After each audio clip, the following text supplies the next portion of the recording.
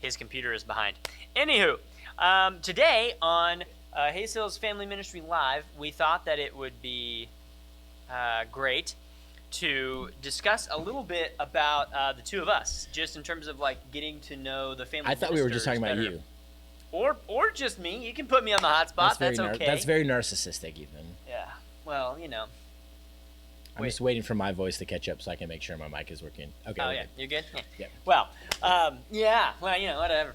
But we've talked a lot about the things we do with family ministry, but we thought that it would be a good idea as well.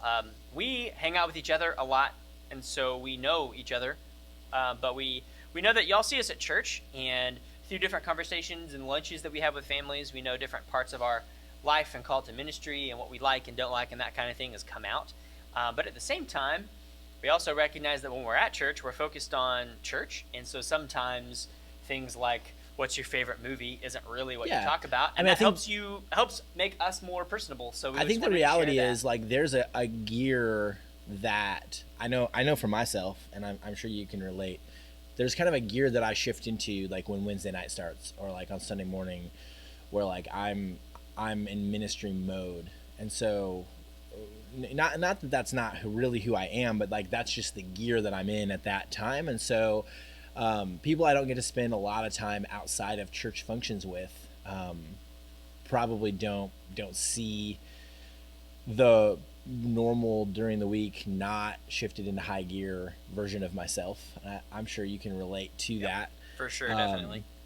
And so we thought it'd be fun to just kind of talk about things like kind of a real quick kind of what our life was like growing up, how we became believers, how we felt called to ministry, kind of when God put that on our hearts, what ministry life has been like since God placed that call in our life.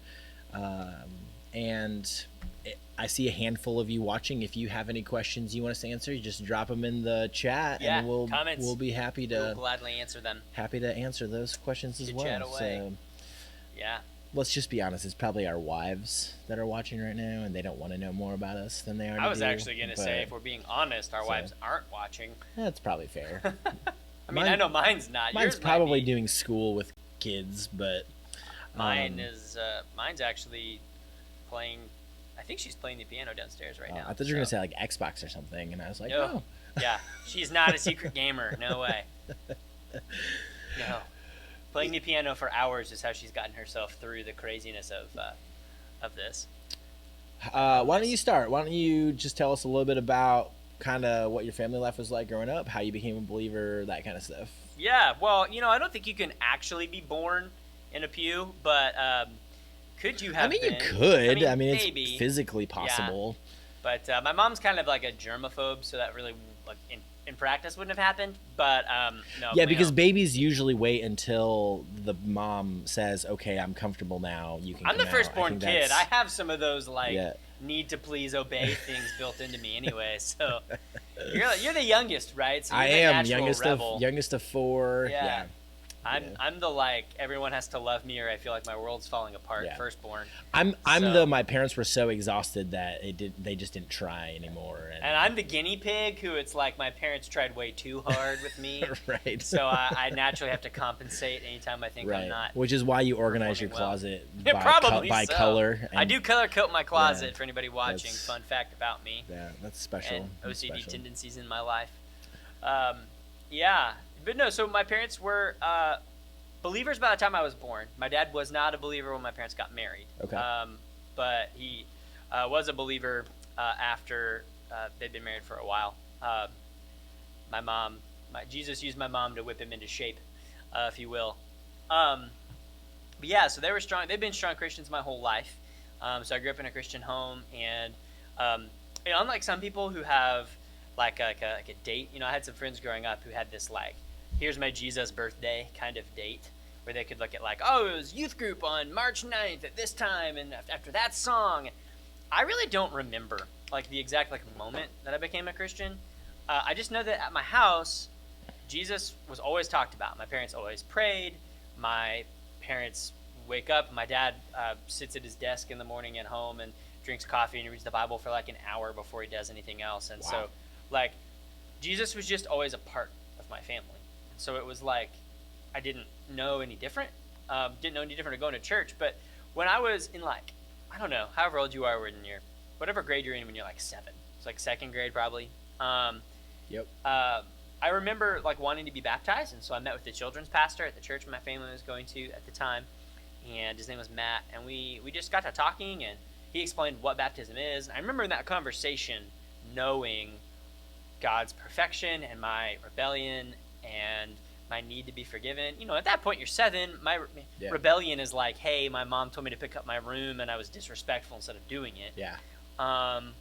But then like I got baptized. My dad was a deacon at the church, so he was able to baptize me, and I got baptized. And then from then till I was like 11, you know, it was just kind of like going to church. I was a Christian, but figuring out like what does that mean. And when I was 11, I went to a summer camp called Camp Kanakuk in Branson, Missouri. And it's connected to a guy named Joe White who used to do Promise Keepers, for anybody watching who might know that connection. And I was at that camp, and you know, the last night of camp for middle school and high school students is always that like impactful kind of like, let's see if we can make everybody cry kind of night. Oh, we're supposed to do that?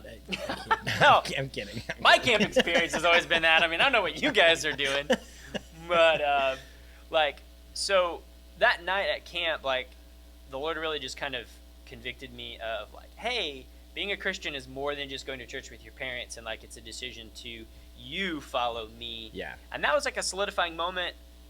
For a while in my life I wrestled with, was that when I got saved instead of when I was 7. Sure. The Lord's kind of brought me to this place where I feel like I was saved when I was 7 and got baptized, but that moment was this solidifying moment of really like when Jesus tells the disciples like, hey, you gotta hate your mother and brother to follow me. Like, that was a solidifying moment for me of like, oh, Jesus is my priority, and following him is more than just a family thing. Like, it's a personal thing, and no matter where my family goes, I, as Ethan, follow Jesus. Yeah. And just kind of solidifying that in my mind as like my personal discipleship with the Lord. And then when I was 15, I was on a mission trip in Guatemala with my church, and the Lord just grabbed my heart and said, hey, you're going to be doing this for the rest of your life, this ministry thing. I'd done a lot of teaching that week, and I don't really know Spanish anymore because I had to learn Greek and Hebrew in seminary, and my other language space got dominated. But in high school, I was taking Spanish, and so I was fluent enough on those trips that I could pray. And when we went out in groups, I had another buddy who also kind of knew Spanish, and so we led a group because our broken Spanish, the two of us could translate without the need for a translator. And so we were doing a lot of that work, and like it was just kind of cool. Like the Lord was stirring my heart. And on that trip, my youth pastor was like, hey, so you're going to be like me when you grow up. And when I came back home, because at that point I thought I was going to be a baker, which is why you call me Betty Crocker, because I love to cook, and I thought I was going to pursue that. So here's the thing about that. I mean, Ethan and I use an awesome app called Marco Polo. If you don't use it, it's a great app because it's basically FaceTime and text messaging merged into one, where you're sending a message that can be watched later and responded to later, like a text message, but it's in video form. So you don't have to spend time wasting your thumb muscles typing it all out. And it's just a little more personal. Yeah. Like I like it. But we communicate when we're not together at the church a lot that way. And that's honestly how a lot of things get done, because if I'm at home and have an idea that I might not think about next time we're together, I just hit you with a Marco Polo. But most of the time when Ethan's at home and sends me a Marco Polo video, the dude is wearing an apron and baking something, and so my apron is it's not monogrammed. It just has my name on it. So I guess like embossed is maybe the right word for that. And in like my like American culture version of manliness, I of course have to make fun of you, for right or wrong, but then also just extremely jealous because you usually make things that look absolutely delicious, and I'm on the other side of a phone, unable to eat, especially during quarantine when it's not like, hey, bring that to the office. Betty Crocker lives on. So I'll stop you there and we'll talk about ministry a little bit after, so we don't get too far ahead. I'll share my experience. I have a very similar kind of early childhood story as you. I mean, I grew up being at the church, man, we were at the church Sunday morning. We went back Sunday evening. We were there Wednesdays. We were there every special function. We were there every time the wind blew. It took us to church, and so grew up in the church, and that gave me a lot of biblical knowledge that unfortunately in my heart led me to a false sense of security about who I was. And so I remember being, I believe I was 4 years old, and my brother was getting baptized at 7. And I think even just in like the jealousy of him getting a lot of recognition for that, wanted to also have recognition. And so I wanted to get baptized. And so my dad explained to me that you don't just get baptized, you need to be a believer first. And so I said, okay, fine, then I want to do that. And so he walked me through the sinner's prayer. And I lived out the rest of my childhood believing that moment had somehow sealed me into the promise of heaven without ever entering a personal relationship with Jesus, without ever really experiencing life change. And that knowledge that I had really gave me that false sense of hope, which is a great message for anybody watching, or as you walk through salvation with your kids. Knowledge is extremely important, and I don't ever want to downplay the knowledge of the Bible, but knowledge doesn't save. And I think that's why James points out, I think I've said it a couple times on Wednesday nights even recently, James points out that even the demons know that Jesus is the Son of God, and they shudder in fear.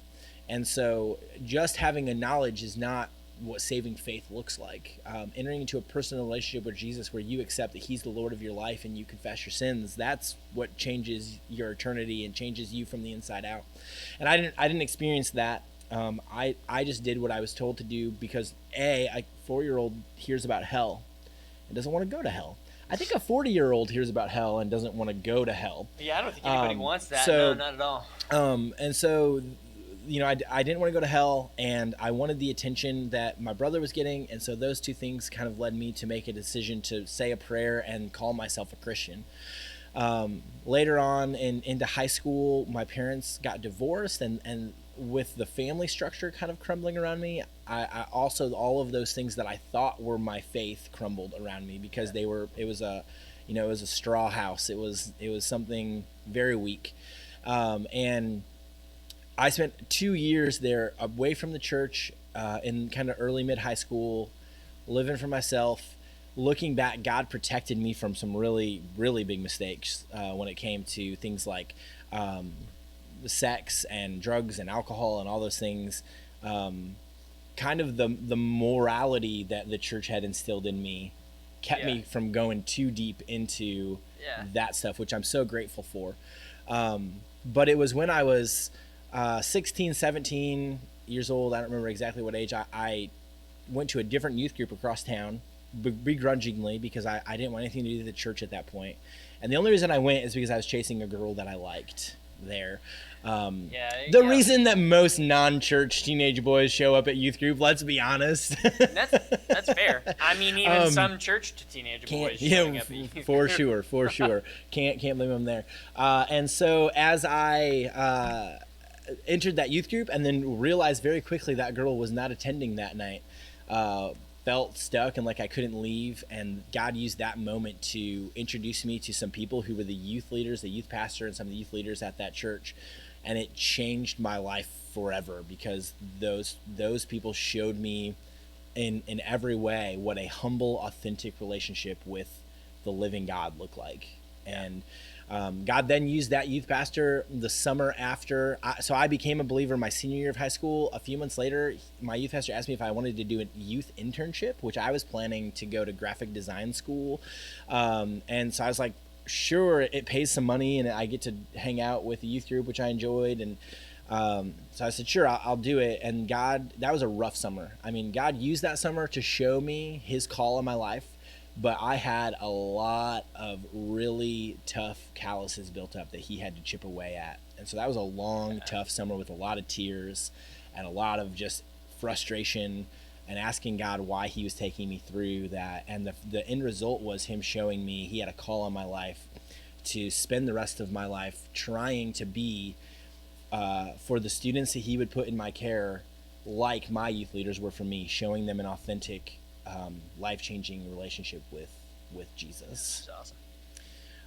So Ethan, what after God put that call in your life in high school, your youth pastor affirmed it. What Yeah. were the following years like after Yeah, that? so I mean, I come back, right? I'm 15, so that was ending my sophomore year, heading into my junior year of high school. So I had 2 years left, and I came back, and I went to a church that had multiple different campuses. So there was a youth pastor and then a campus pastor, and I spent pretty much like the rest of the summer and then really like the next 2 school years at church with one of the two of those guys. Their names are Dustin and Corey. I was with Dustin and Corey pretty much all the time. So, I mean, I was hospital visits. It was preaching youth group some Wednesday nights. It was staff meetings in the summer, and when I had like President's Day or something where there was no school. Anything that they were doing, I was doing, because I knew that I wanted to be in ministry. Like that was what God was calling me to. But a call to ministry is kind of a big thing, because you could be a missionary or a church planter or different versions of a staff member at a church. And so figuring that out took some time. But through them, and particularly through Corey, who is the campus pastor, God was really just showing me that pastoral ministry and a teaching and preaching kind of ministry was what he was putting on my heart. And so, with that, it was a call to pursue that type of theological education in college, which landed me at the college I went to, which is Boyce College, which is the undergraduate school of the Southern Baptist Seminary in Louisville, Kentucky. And they had a program where I did my undergraduate degree and my Master of Divinity at the same time. So 4.5 years of doing that.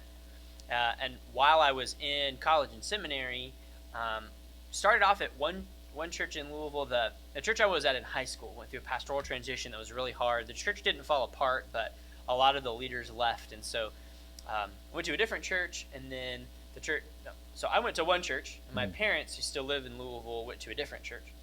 And the church they were going to had an opening for a pastoral apprenticeship. And so I spent one summer with Corey at his church in Cincinnati, Ohio, with him, and then came back and for the last 3 years did apprenticeship at my parents' church there in a city called Jeffersonville, Indiana. And with that, I worked specifically with family ministry and the preaching stuff. So I was preaching at our church and then preaching pulpit supply. There were a lot of small churches in the area, and so when people were sick, I would go. How old were you at that point? I was like 20, okay. 19, 20, 21. Wow, and churches were calling you to fill I the mean, pulpit. you're talking like 150 people at most on a Sunday morning, Yeah, so it but wasn't like a still, huge man, church, but yeah. That's pretty cool.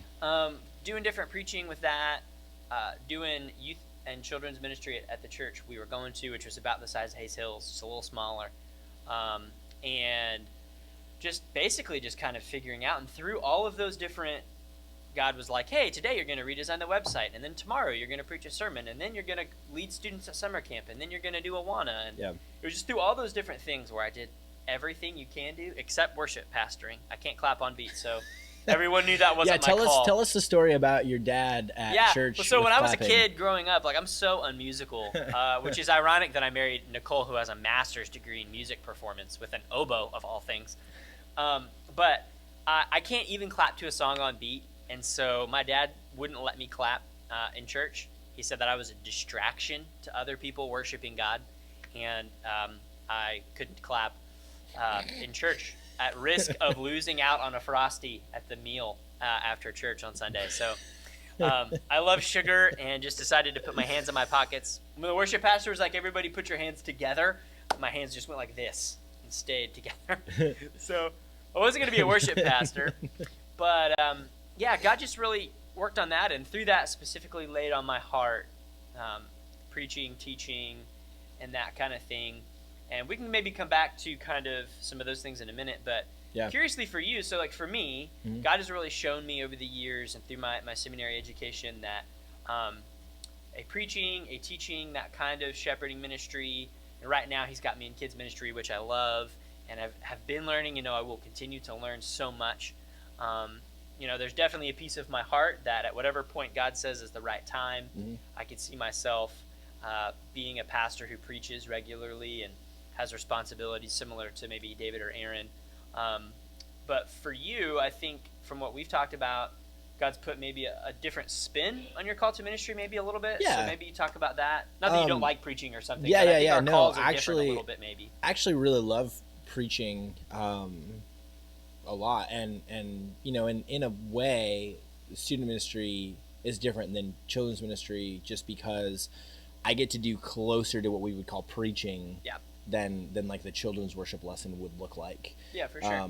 Especially to our high schoolers, and like leading Bible studies and that type of thing. So, in a way, I could see God maturing me more towards that with in adults. But just right now in my life, it's not that I'm totally against the call to like a senior pastorship or that type of thing. It's just so hard for me to see past youth ministry because it's just been my passion for so long.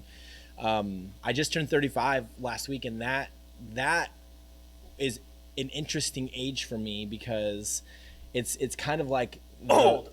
I'm just kidding. It is kind of old. I'm kidding. I agree with that. Mostly because there are people watching who are older than 35. That's perspective, right? Because I remember when 35 sounded so old. And actually I can remember as a teenager, one of the elders in our church that I was at in high school, where I gave my life to Christ.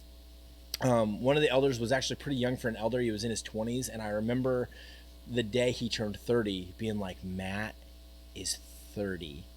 I can't believe, because he seemed on the younger end, and he'd have fun and go on trips and stuff with the youth group, and we'd laugh with him and stuff, and then just being like, that dude is that old. He's got a 3 in front of his name.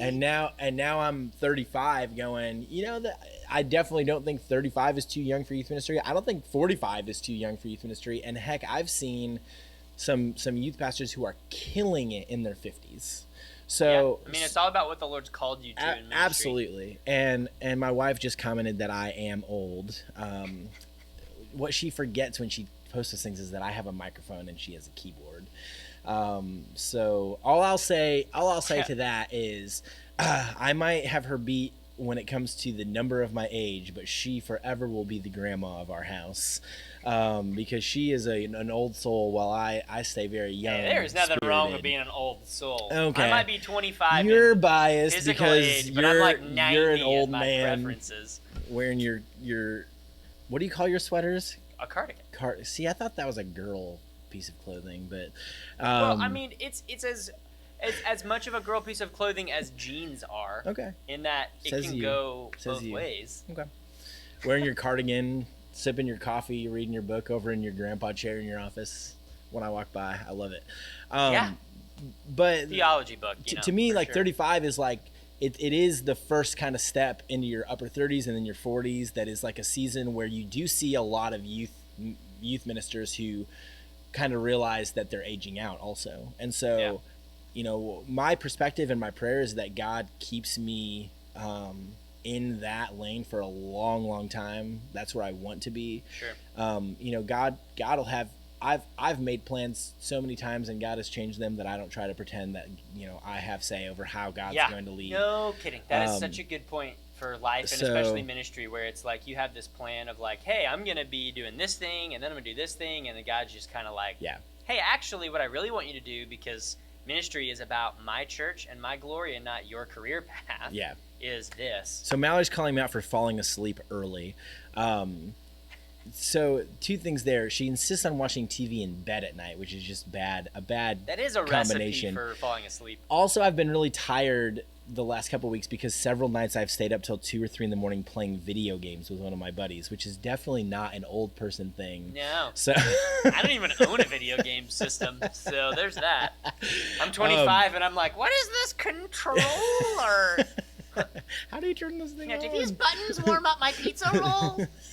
Your pizza rolls, because all old people are at home making pizza rolls. Okay, I'm still 25. I gotta blend it. Pizza rolls are amazing. Okay, that's awesome.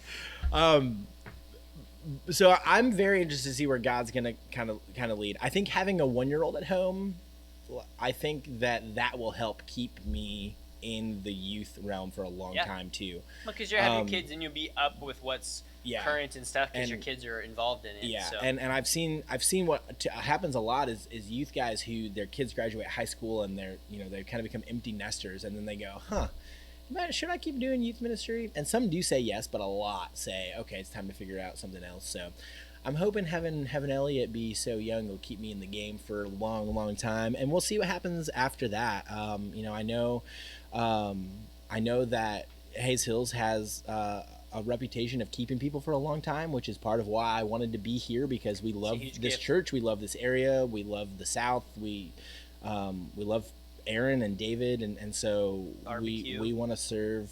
We do love barbecue. So we want to serve here with them for a long time, and God willing, we'll get to do that. And if that means that my role changes throughout the years and I get to stay at Hayes Hills, then that would be even better. So we'll see. God might 5 years from now totally change my heart and my passion for what I'm doing. It's really hard for me to see that, because all I have is my perspective, and I've committed my life to trusting what God says. You know, if you have asked me 5 or 6 years ago if I would have been living in Central Texas, I probably would have said, "Oh, yeah, I don't think so." But yet, here we are. So you left Illinois. We're in Texas, Illinois. Except that I grew up in the Midwest, so I know how to pronounce it the right way. Yeah.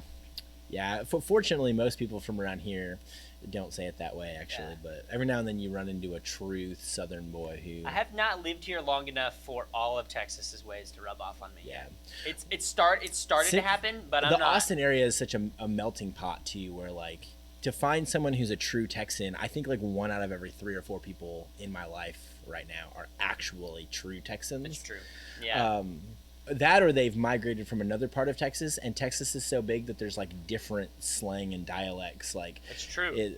I feel like Aaron coming from Midland even has a different like tonation to his voice than someone truly from Austin does. And even like people from like say Dallas versus people from San Antonio versus people from like Port Aransas. Like there's a very wide range of what it means to be Texan. Totally. And then you mix in all of the people from like California and Illinois and all those other states and Kentucky.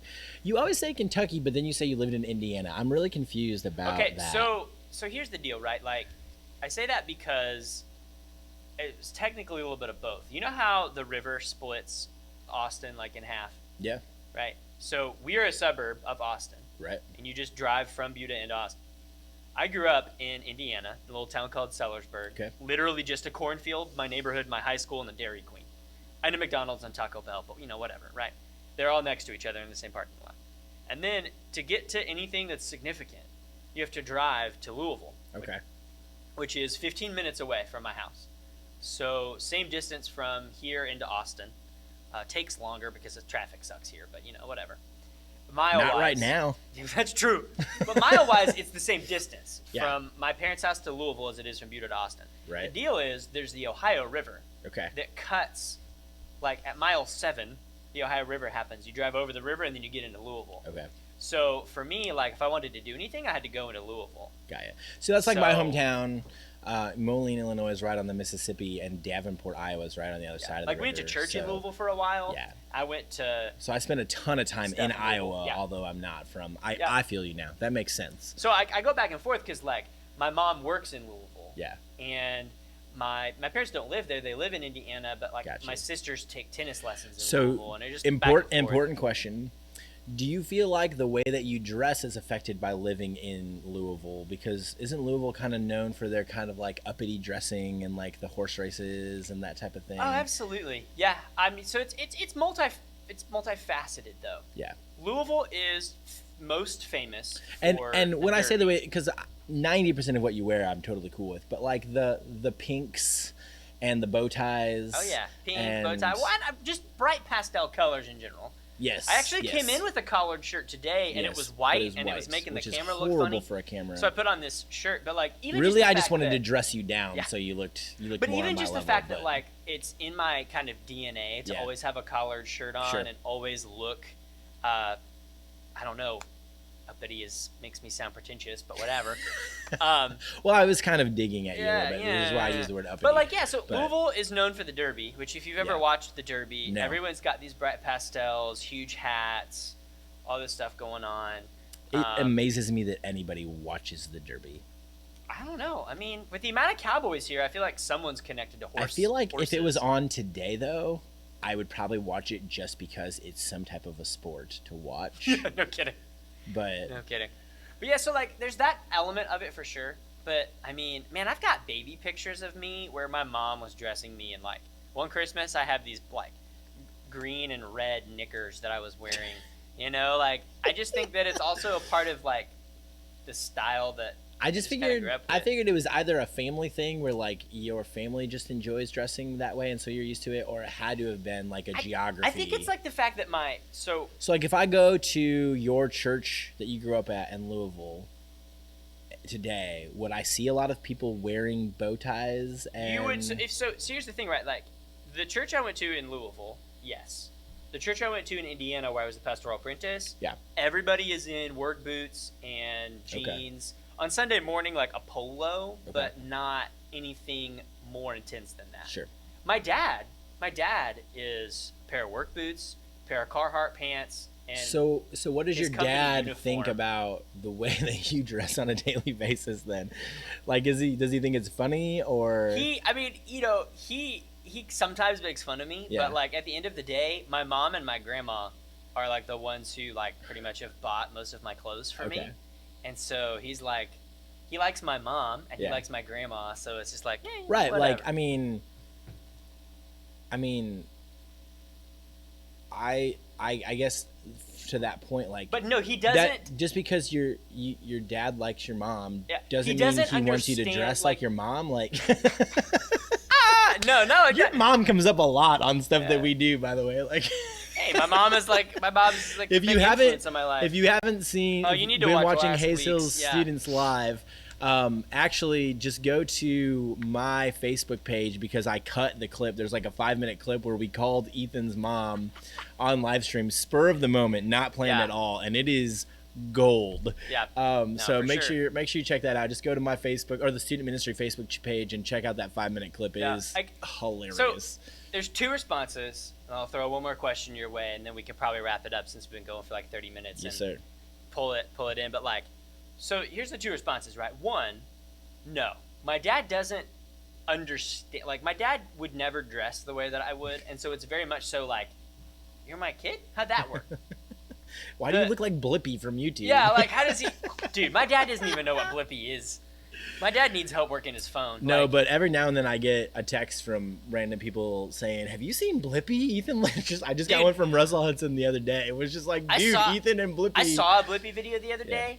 My YouTube channel has pulled up Blippi videos because I'm posting so many kid videos. Right. And like, I saw him. I'm like, dude, that does look like me. Did you watch any of it? No, I haven't watched one. He sounds like you. I have to go watch one. Like he does his like funny like kid voice. So like obviously he's got the corniness above the top. Sure. But like I think you could easily sometimes when you're doing your kid videos, like I'm just like it's worship. Blippi. The thing is, Blippi's worth like $20 million. So I mean, maybe you could become I'm not worth YouTube that, famous. But, hey, something. Yeah, no. The other thing, right? Like I think I say things like my mom comes up in conversation, but like as an encouragement, even during this time of crazy quarantine-ness. Yeah. The reason my mom comes up a lot is because my mom is like every kid, or most kids at least, are probably going to say my mom is the best mom. Like you're going to hear that a lot. Mm-hmm. So understanding that everyone is probably going to say my mom is the best mom. But like, I just like my mom spent a ton of time like making sure that her like being a mom was a priority and like focusing on, hey, like I'm going to pour into my kids. I'm going to give my kids the best of myself and my energy and my attention. Mm-hmm. And it took a lot out of her. So shout out to moms who are currently at home pulling their hair out thinking my kids are going to grow up to hate me because of quarantine. Like the reality is the level of attention and energy that you're giving to your family is going to pay dividends huge in the future. Yeah, for sure. Because my mom has been in all of the right and positive ways. Like when Paul writes to Timothy about the influence of faith that his mom and his grandma had and encourages him to continue that. Like that's totally how it is with my mom and my grandma, which is why she comes up. And when someone else is offering to buy you stuff, like why would you buy your own clothes when you just let someone else do it? Dude, I'm a decade older than you, and I don't stop my mom from buying anything. I'm like, dude, I can buy more cups of coffee and more books if my mom is the one buying my clothes. So I hear that, man. But No, that's awesome. but- We're But to spin this at you real quick, I know we gotta wrap up, Yeah. so I'll let you like pitch the last thing here. So if that's my style, how did the gym shorts, t-shirt, and a ball cap style develop for you? Because I that's mean, totally your thing. Yeah, so I mean, the gym shorts thing wasn't even really a thing up until the last few years, and that's just because like I got a bunch of Under Armour gym shorts for like $4 a pair on clearance, and they're you go. amazingly comfortable. But definitely shorts and a t-shirt, and like I think part of it psychologically is that I hated Northern Illinois so much because I could never wear shorts and a t-shirt ever.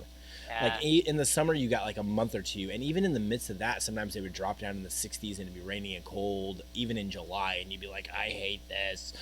And so, like I think the fact that like every day of my life I can wear shorts and a t-shirt is just like it was like always the dream, right? So Fair like enough. the fact that I am somewhere where I can and I have a job working with students where like that's acceptable Yeah. is totally cool. Other than that, it's just comfort. Like if it's gonna be super hot outside, I enjoy hot, but I don't enjoy like feeling overheated. Ew, So gross, like who does? jeans and stuff are just Texas feel has gross. changed my wardrobe. Like I've gone from jeans and like long sleeve shirts to like not those pants that are made out of nylon, Yeah, so that everything's breathable. And Yeah. like all my button up shirts have switched to being short sleeve. yeah, Because it's hot here. yeah.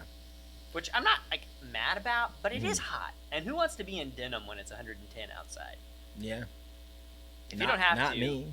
Yeah. I mean, I like that I forget what my sweatshirts look like because it's so long between having to wear them. Yeah. That's so- also why you see me in the cardigans, because I have like a month window where Yeah. I can wear them here. Well, I mean that might be a bit of it. I really late November through like early April, Yeah. at least part of the There's day, like 5 months out of the year. which where is it's- amazing. Where it's like it's not crazy cold, but like you get to wear a hoodie and jeans if you want to, or even a hoodie and shorts, which is I love. But Yeah. but yeah, I think it's just psychological. I think Illinois was so terrible that I was always so bundled up and still cold that I'm finally somewhere where I can like wear comfortable clothes all the and time. enjoy it. So Yeah. all right, so one more thing about Ethan's mom, because she keeps coming up. We are considering bringing her back on the live stream. The students, I had my middle school Zoom yesterday, and there was like 16 of them, 17 of them on there, and they were all begging me to call your mom again this week. And what I tried to explain to them is that the reason it was so funny is because it was spur of the moment, and something came up about like you being popular in high school, and like we won't Yeah. ruin anything because you need to go watch it. But the reality is that like I don't know that we could just call her on a whim and have it be that funny every week, because like there was a reason for calling her. So I gave them the challenge: if they want us to call Kimber more, like we need questions to ask her that they want to hear. So I'll throw that to all of you watching as well. If you want to know something about Ethan and his childhood or whatever, watch last week's video first so you can hear those stories and hit us up with some questions. Yep. Because I don't think we're just going to call her on a whim. Otherwise, that's going to be some bad live TV going there. We do need a good question. She's pretty hilarious, though. So. I definitely took from the conversation that like she will take whatever we give her and run with it, but I want to yeah. know the content we're providing is stuff people want to hear, and so students need to let us know what they want to hear, or adults too. If you're watching live stream on Wednesday night, let us know. So all right, well, we'll wrap that up. We will gladly answer whatever questions about us you want to know. If you just send them to us, or if you give us a topic you want to hear us talk about, we would love to provide that. Next week we'll probably dive a little bit more into some ministry questions. Things like, what is the coolest thing that you think you've done, or what is the way that you've like epically failed the most and just kind of had to laugh at yourself because it's embarrassing and funny at the same time. Man, I have nothing to say next week. Well, all right, Mr. Holier than thou. I'll do all the talking. Calm down. Ethan. But yeah, drop it in the comments or text or email us if there are things about like ministry experiences or anything else you want to know. Definitely. And yeah, do you have to go push the button back there? I was trying to see if I could do it on here because at one point I saw a screen where I could, but hold on, I think I know how. So we'll keep talking a minute. Do you want to throw out there, if you need prayer, encouragement, help of any kind, just sign up on HaysHillsHelps.com. If you know someone who needs help, please encourage them to check that out. Or if you can help, if you can be someone who provides an encouraging phone call, if you can be someone who goes and picks up groceries for someone who can't do it on their own, you can on hazelshelps.com. Yep. You can also sign up to help, right? Yep. And so Sure make sure that you are checking that out and spreading the word about that. Want to encourage all of you to watch on Wednesday nights. We're trying to set up our live stream where it's fun because it's for students on Wednesdays at 7, but we worship, we spend time in the Word. Whole family's watching, so it might as well be whole family discipleship. I've heard just as many adults say they're laughing as students. Join us if you feel isolated at home. If you want to join in, don't feel like you have to be a student. We would love to have you watch in with us. But that's all I got. You good? I think we're good, man. All right. You have God a button? bless. I do. Do Bye. Peace out.